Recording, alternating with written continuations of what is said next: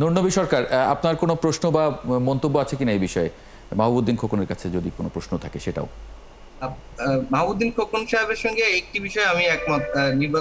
প্রধান নির্বাচন কমিশনার কিন্তু এটা বলেছেন যে আসলে আমরা এই কারণে উদ্বিগ্ন যে এআই দিয়ে আসলে যে ধরনের কাজগুলো করা হবে সেগুলো প্রোটেকশন করার মতো সক্ষমতা নির্বাচন কমিশনের হাতে এখনো নাই। হয়তোবা তারা ফেব্রুয়ারিতে যদি ভোট হয় এর আগে হয়তোবা সেই সক্ষমতা তারা অর্জন করবেন, যারা আসলে আপনার এক্সপার্ট আছেন তারা হয়তোবা সেটা নিয়ে আসবেন।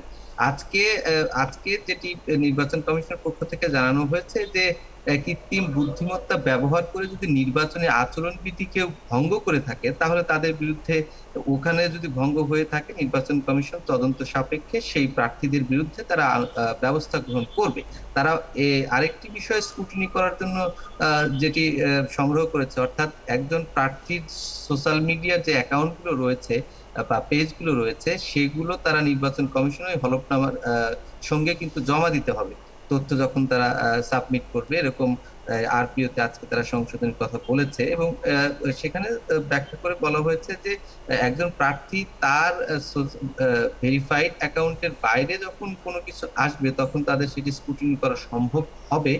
আর যদি ভেরিফাইড অ্যাকাউন্টে সেটি থেকে থাকে তাহলে তাদের বিরুদ্ধে আইনগত ব্যবস্থা নেওয়া হবে। কিন্তু ভয়ের বিষয় মাহবুবউদ্দিন খোকন ভাই যেটা বললেন আসলে এটা ভয় যে খোকন ভাই এটা বলেননি এমন করে একটা তথ্য প্রযুক্তির এই এআই গুলো ব্যবহার করে এমন এক ভিডিও ছাড়া হলো, সঙ্গে সঙ্গে দেখা গেছে এলাকায় তাৎক্ষণিক সংঘাত লেগে গেল, জনপ্রিয়তা কমে গেল, ভোটের জি, মাঠে প্রভাব পড়লো। তো জি। এটা আসলেই উদ্বেগের।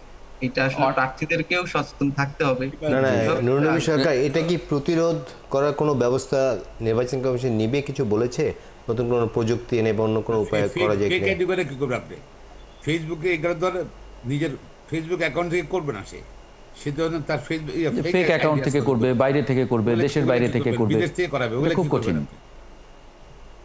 এখন না, এটা নির্বাচন ওগুলো বিলিভ কমিশনের করে পক্ষ না। হাউ থেকে দ্যাট উইল ফেক সেরকম করে কোনো কিছু বলা হয়নি যে আমরা এই টেকনোলজি ব্যবহার করে এটা প্রোটেক্ট করবো। এই কারণে এখনো পর্যন্ত ভয়ের।